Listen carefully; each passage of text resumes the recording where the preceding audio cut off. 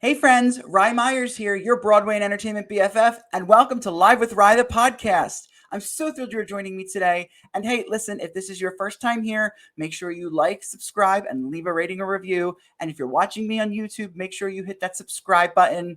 Also, in case you're new here as well, I've taken all of my past episodes of my virtual talk show, Live with Rye, and turned them into podcast form. So every Thursday, I release a throwback episode, which is one of my past episodes. And now I'm starting to record brand new episodes like the one you're going to hear today. So I am so excited and I hope you enjoy.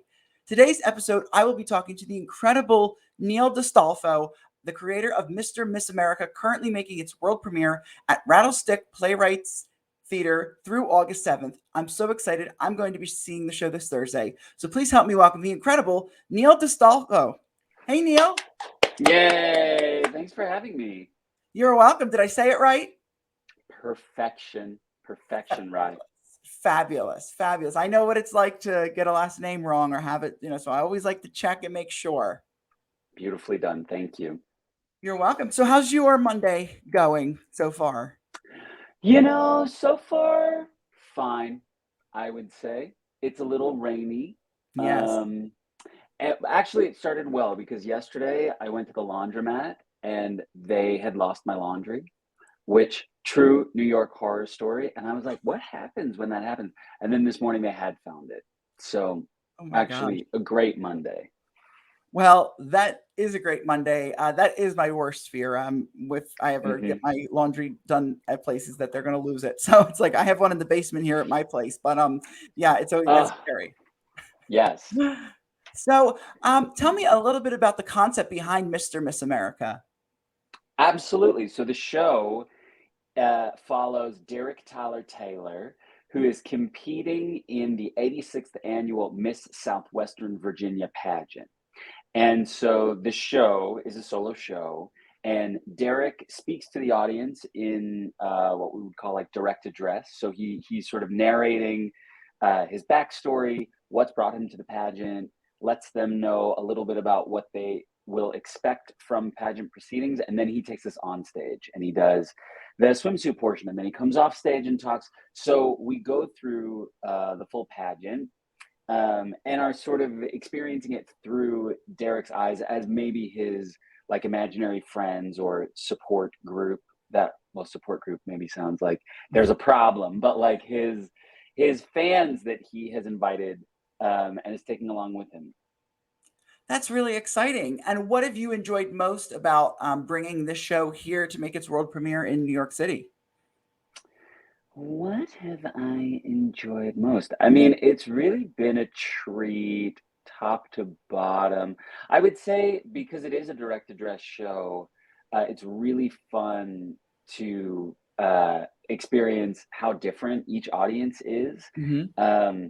There are sections where Derek is really asking them questions, needs them to participate a little bit. And here in New York, there are some audiences where they are like game and they're jumping right in, right up top, and they're very vocal. And there are others where they need a little bit more coaxing, and even then are maybe a little less on board with that whole idea. So as a performer, it keeps me on my toes. And also I'm like so often just like really thrilled and tickled by things that the audience contributes and how they support Derek. It's really sweet. Well, that's really exciting. And that was what I was actually going to lead you to next was what has the audience reaction been like for you? I mean, it must be exciting to obviously have audiences come and see it. I know it's extended already once, which is great. So what, aside from, it sounds like most of them are engaging, some need coaxing. What has that audience response been like? I'm sure you're getting a lot of positive responses and a lot of, so what are their responses? Yeah, luckily positive, at least to my face. So yeah, it's been really encouraging. I think in rehearsing a solo show, this is my first solo show, so I don't have much experience, but and rehearsing a comedy, it is just this thing of like, oh God, how can we anticipate what the audiences are going to do? And so you build in jokes, but you kind of wonder and and when you're rehearsing it, obviously after like the first week of rehearsal, no one's laughing in the rehearsal room anymore. They're like, yes, we know, we've heard it. So it's been really great to hear the audiences laugh, and there are moments where we're touching it with a little bit more tenderness, and the audience is going along with that as well.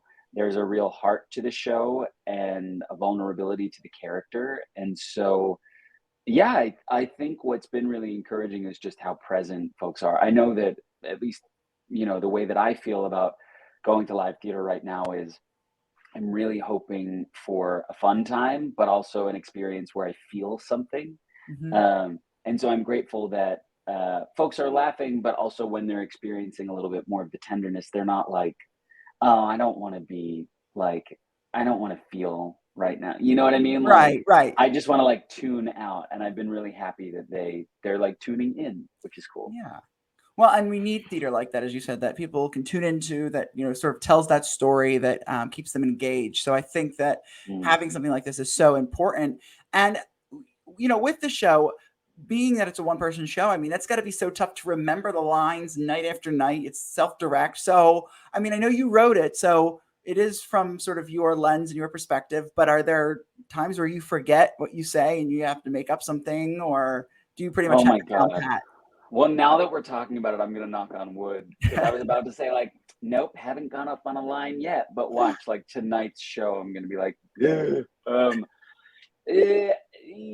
I run the show. I run the show by myself before every performance. So like as I don't know, like walking around the neighborhood or whatever, I will say all of the lines to myself. So at this point, and I've been working on the show since 2017. Mm-hmm. It has changed a little bit, but for the most part, a lot of the text has stayed intact. So it is like muscle memory at this point, but I think more than remembering the lines, it's sort of because it can go into that autopilot thing. Right.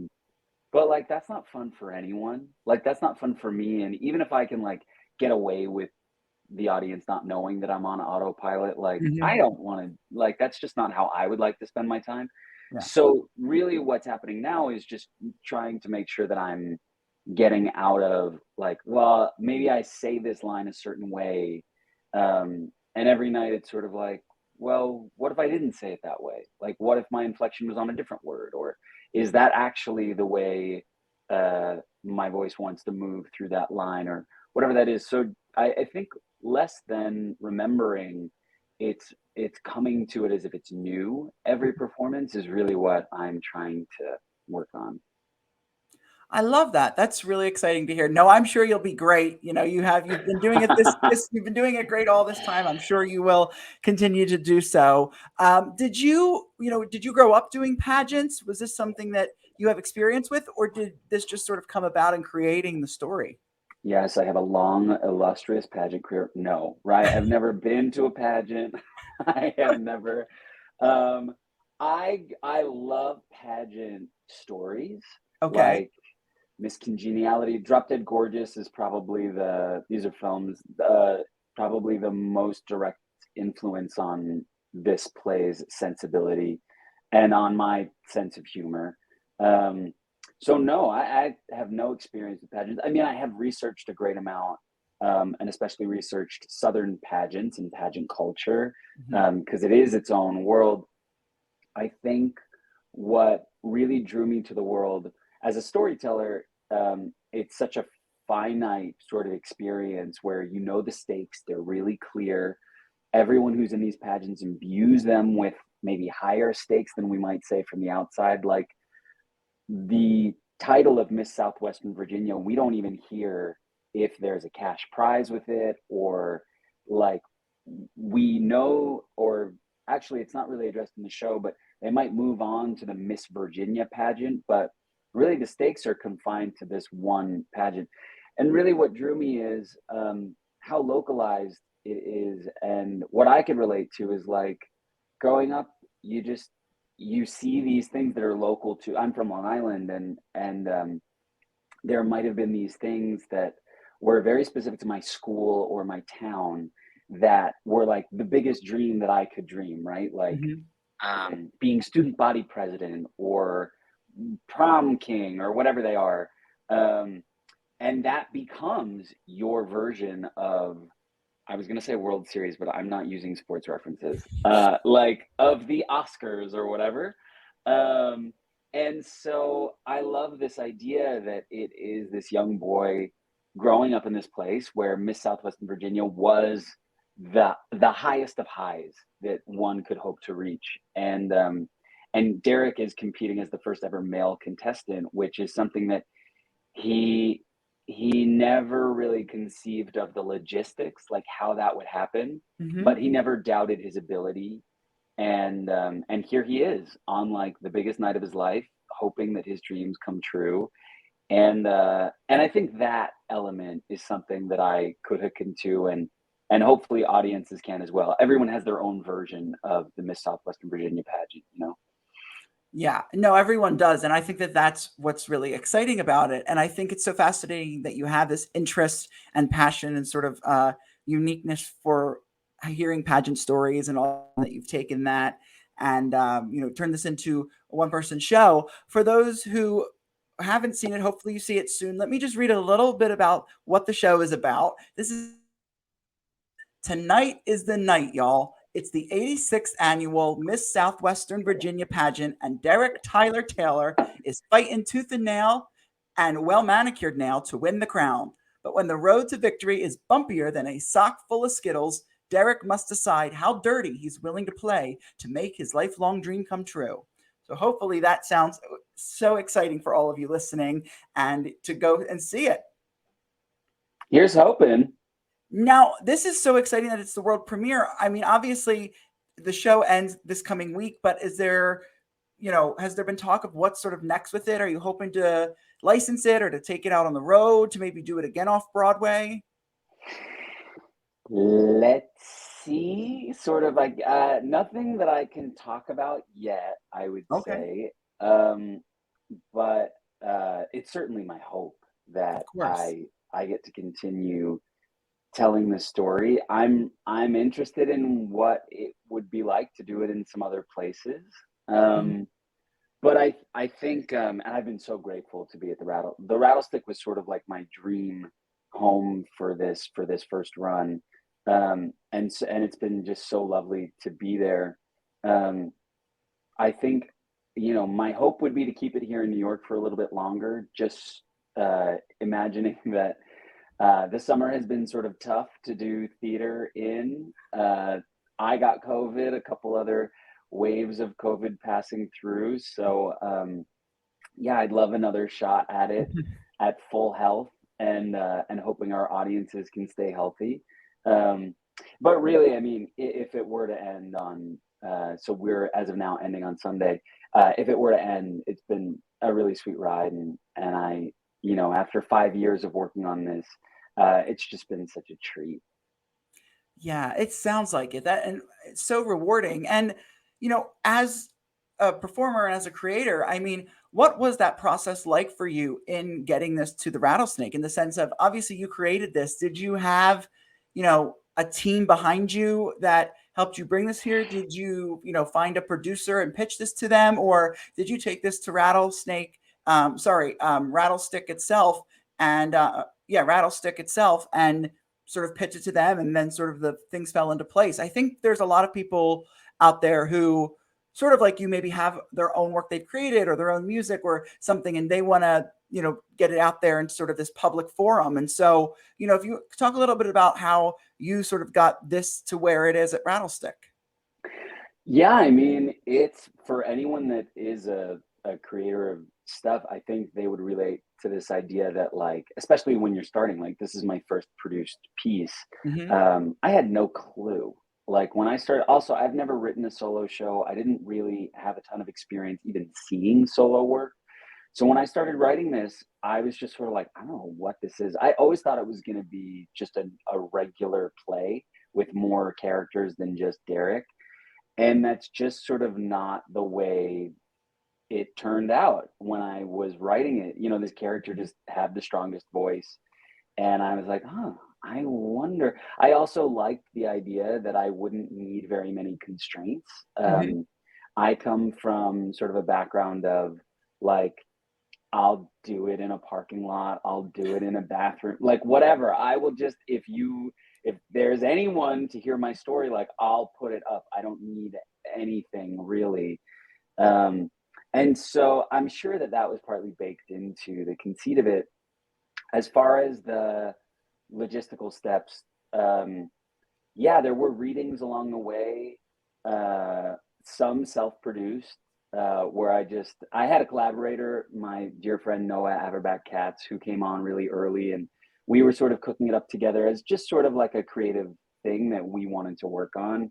Mhm. I self-produced a reading and invited everyone I knew, and some people came, but if there was an idea of like, oh, and this is how it's going to get in front of like producers, like I didn't know producers, so no producers came to that.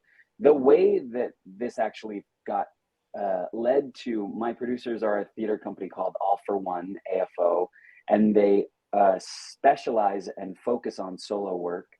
I was doing a reading of a friend's play, my friend Daniel K. Isaac. Page 73 was doing a reading for him.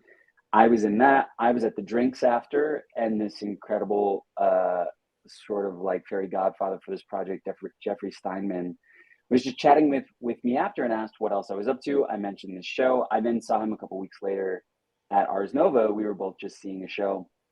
He was like, "Hey, I'm having lunch with these folks that run this theater company called AFO. They just do solo work. Do you want me to mention your show?" I was like, "Would love." We then sent them, they then asked if they could read the script. I sent it. I then had lunch with who's now my producing artistic director, Nick Coates.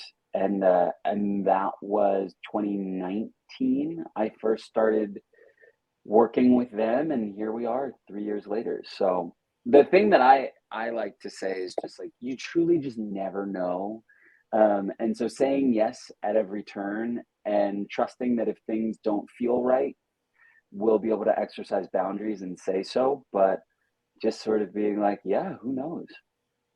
That's exactly right. I mean, always I get the biggest thing from that is always say yes, right? Because you never know what's going to happen. Always say yes. You never know what's around the corner. Unless you know it's a no. Right. If you know that this is not right, then we say no. But if you are sort of like, yeah, who knows? I'm a big fan of being like, sure, Of course. let's go. But you always say yes. My thing, I always say yes to opportunity. If that arises and is at your door, right? If it's something that is not, fitting or not good, of course you say no. But I always say yes to, what's around your door. So, or Mm. what's knocking at your door, shall we say? So you've had such an exciting career, and you continue to have an exciting career. Tell us, how did you get your start into performing? I mean, you've been on Comedy Central, you've worked with Stephen Colbert. I mean, so how did you get started in all of that in performing? How did well, as a young, I was just going to say gay, but I'm sure there's a better adjective.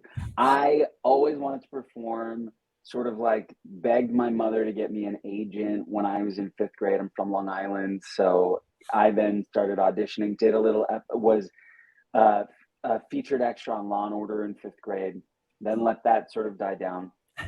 Because I was like, I didn't know anyone that had ever been an artist. And so was like, I should probably do something practical, and so went to college, got a political science degree, was an athlete. And then in my last year, there was an arts requirement where they said you have to take an arts class. So I took an acting class because I secretly was always like, I'll get discovered somehow.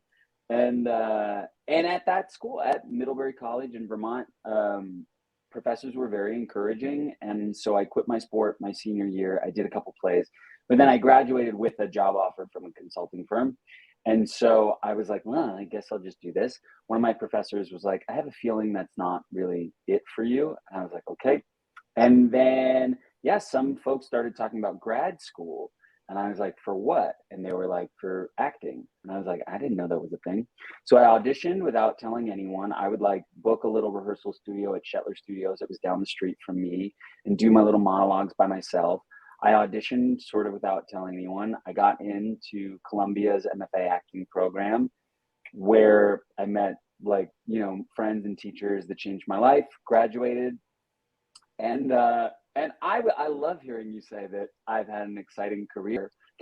I think You I have. think it's been thank you. I think it's been really exciting. It is just like to me the most exciting bits are just sort of like the unknown things that have popped up. I would say like the real turning point was probably uh really embracing comedy. When I graduated Mhm. from drama school, I thought I was just going to do serious stuff. Started doing comedy, and that's where I was at the Upright Citizens Brigade Theater as a house performer, which is where I got some opportunities to start auditioning for some things that Stephen Colbert was making, and then was invited to be on this show called Stephen Colbert Presents Tuning Out the News, which is moving from Paramount Plus to Comedy Central for this upcoming third season. Um, and yeah, that's sort of, and then writing Mr. Miss America and a couple of other things along the way. Yeah, I would say writing and making my own work and leaning into comedy were sort of like the watershed things. Well, that's very exciting. Well, on top of that, how is the cannoli making going? We say that, Rye says that because I think I have in my bio, like, and he's working on making his own cannoli. Yes. We're still at the ideation phase of how we're maybe still taste testing. Um, it is a concept more than a concrete thing that's happening at the moment, but I'm very encouraged. Maybe once the show closes on Sunday, I'll spend the rest of August working on my cannoli making. Well, that's good to know, and you're a step ahead of me because I just like to eat them, so I don't have the time to even make them. So I mean, I thought you were going to say, have never even had a cannoli, and I would have said, oh, we need to change that. no, no, no. I've had a cannoli. No, no, no. Great. Cannolis are great. But you actually, it was funny. I was watching one of your fun promos you did for the show, and you went to the Music Man and spoke with Hugh Jackman about this. How Yes. that was fun. Was that planned, or do you know Hugh? Yes, Sutton? Hugh is an old friend. He actually asked me to come by. No, I'm kidding. We had this idea for me to be my character, Derek Tyler Taylor, in Times Square. Um, and I thought I was just going to be talking to strangers. And then being in Times Square on a matinee day, you sort of realize like, oh, there's like, maybe some more opportunities. So we actually bumped into a friend of mine who was in Girl from the North Country. And then that sort of got the wheels turning where one of our producers was like, what if we went, like, we realized that the Music Man was letting out Hmm. and was around the corner from where we were. So they were like, why don't we just go to the stage door? And I haven't been to the stage door for anything in years, and was like, I think it's going to be mobbed. I think it's going to be nuts. And it was, but we got there right before the show let out. So I was right in front, and Hugh came out and went straight for me and was like, I saw you before. If you roll back the tape, you're going to see me in the background. And I'm thrilled that I stayed in character, but also that the character was just as excited as I was. And yeah, getting to ask Hugh Jackman about how he deals with stage fright. And he was just really sweet and very encouraging, which is exactly what I would have expected. I mean, that is so sweet and very encouraging, and I love to hear that. Did you go back and roll the tape? Did you see him behind you? I did not roll the tape. I imagine someone might have, and I think if he had been in there, we would have done that thing where like we use the footage and then circle the Hugh Jackman form in the background. Right, right. So I don't think he was there. But I should also say in our show in Mr. Miss America, Derek tells a story of a very impactful stage door moment that he had with his um idol, a person that changed his life, who may have just closed the show where Chris Harper paid her salary. And so there is a reference point for going to the stage door and having a moment with someone like that.